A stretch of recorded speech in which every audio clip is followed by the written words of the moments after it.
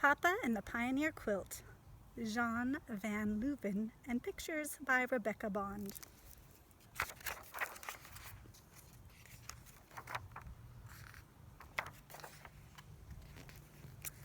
My papa has wandering feet. That's what Mama always says. Those feet have taken us to a lot of places, from Pennsylvania, where I was born, to Ohio, where Harrison came along, and then to Indiana, where Jacob joined the family. And Missouri, our new little baby, Susanna, was born there. Have you ever been to any of those states? And now Papa's feet have us wandering again, this time way out west to a place called Oregon. I didn't want to go. I loved our little farm and my pet calf, Dolly, and Grandma living just down the road. But Papa said, "I hear tell land out there is the finest a man could want." And Mama said, "We have to go, Rebecca. This is Papa's dream." So we set out in early spring by wagon train. Do you remember when we went on the field trip to Columbia and climbed up in the wagon?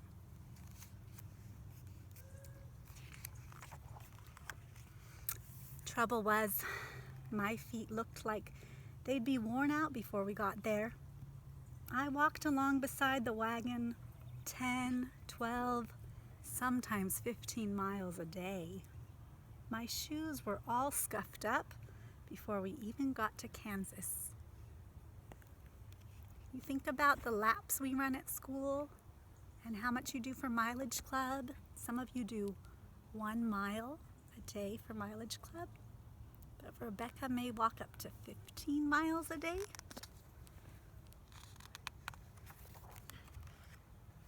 Sometimes Rachel walked beside me. She was a new bride. She smiled all the time, even though all she had in the world was a copper kettle. And one noon, when we stopped for dinner, she showed me what was inside. There were little scraps of fabric. That's all. Just old bits of this and that. "I'm sewing them into a quilt," she told me. "So when Thomas and I get to Oregon, we will start our life with a kettle and a quilt." I liked that. Turning old bits of this and that into something new. Maybe, I thought, I could make a quilt too. So I asked my mama. "That's a wonderful idea," she said. "You collect the scraps and together we will sew the quilt." Mama gave me a string bag. The first thing I put in it was the handkerchief Grandma gave me when we left. Her tears were still on it. That handkerchief was the only thing in my quilt bag for a while, until the day we crossed the river. What do you think she'll think of when she looks at her quilt and sees the handkerchief? When I look at my quilt, there's a spot on it that has little bugs in the fabric, and it reminds me of my first kindergarten class. We had sewn a project together, and this was some scraps left over. And this piece here was from a time that we hosted a picnic for our church, and we used big squares of this on the tables. So each little square has a story when I look at it.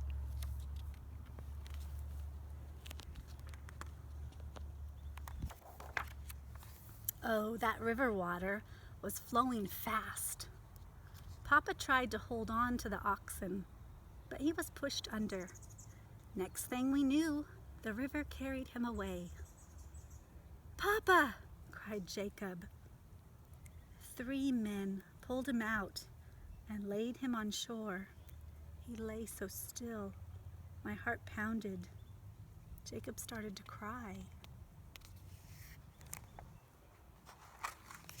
Then Papa opened his eyes, and he was all right.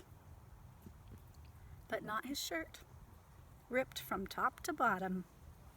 Even Mama couldn't sew it up again. So, into my quilt bag it went. Rachel told me stories about her scraps. This one is from my daddy's old coat, and this is the bonnet I wore to church, and this is a piece of my Mama's apron, and the breeches of my brother Isaac, who wore when the dog bit him. Her eyes filled with tears. I may not see any of them ever again. We decided to trade a piece of my father's blue shirt for a bit of her Mama's checked apron. I added it to my quilt bag.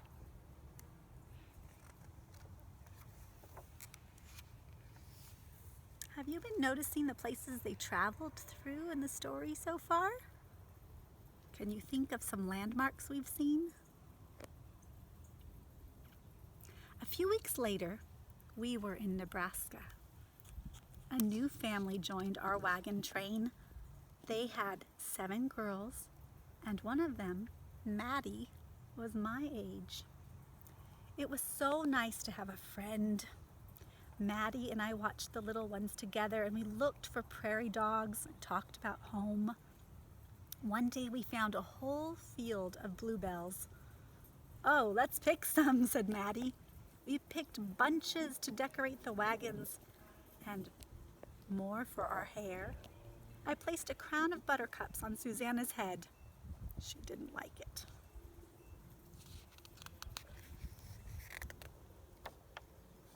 What time of year do you think it is?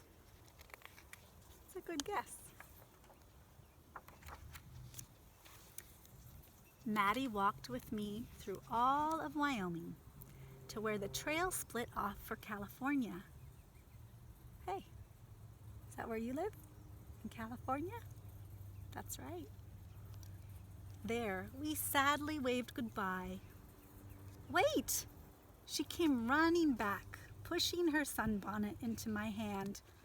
"Keep it for your quilt," she said. My pesky brother, Harrison, could never sit still. He'd fallen out of the wagon 3 times. The last time was the worst. The wagon behind us ran right over his foot.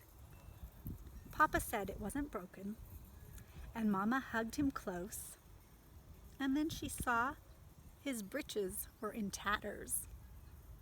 Do you know what breeches are? That's right, they're pants. "You scamp," she scolded. "How are we going to keep you in clothes till we get to Oregon?" So I got something else for my quilt bag.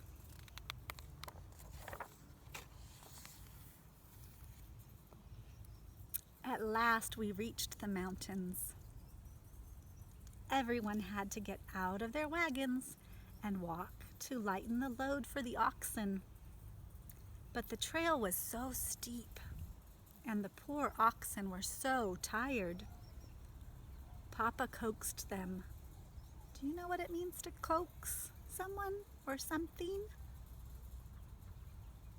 To maybe pull and encourage them. "Come on, you can do it." Papa coaxed them. He pushed and he pulled, but it was no use. We needed to lighten their load still more, he said.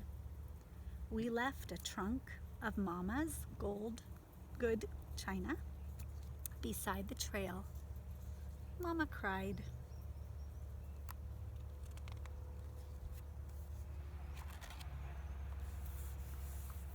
But we made it over the mountains, and on the way down, we came upon a broken wagon, its contents all strewn about. Their oxen must have given out, Papa said sadly. They'll have to go the rest of the way on foot. That family could have been us, I thought. I looked at a pretty tablecloth. What do you think's going to happen? It's all right, said Mama. No one will be coming back for it. My quilt bag was starting to fill up. As I walked, I could feel every stick and stone beneath my feet. My shoes had worn so thin. Will we ever get to Oregon? I asked Papa. Soon, he said. We trudged on, up more mountains, across streams, down rocky hills. The nights grew cold, and one morning, the wagon covers were dusted with snow. 2 days later, just about noon, I saw something through the trees. Spread out below us in the sunshine was a wide, green, beautiful valley. Is that Oregon? I asked. Yes, said Papa. How did they feel? Mama hugged me. I saw Rachel smiling wider than ever. The men threw their hats in the air and we all shouted for joy. So after 6 months of traveling, we were in Oregon. One last thing went into my quilt bag. Can you guess what it is? That's right, the dress I wore every day of our journey. It was worn and it was torn and it had been mended, but some good scraps were left. We had a cabin now with 40 acres of land, the finest farmland he'd ever seen, Papa said. We worked hard all day, but at night, Mama and I sewed on my quilt. And Mama said it would tell the story of our long journey. The pattern is called Wandering Foot, she said. I wasn't sure I liked that. I don't want Papa's feet to wander anymore, I said. Why do you think she doesn't want Papa's feet to wander anymore? Was that a difficult trip?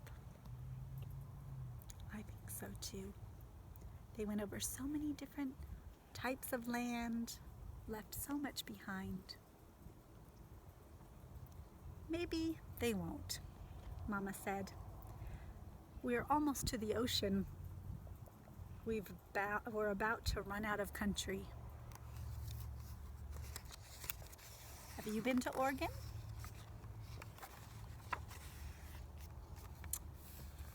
Now my quilt is finished, and so far, Papa's feet have stayed put. I'm hoping really hard that we will too. Do you see how she made patterns?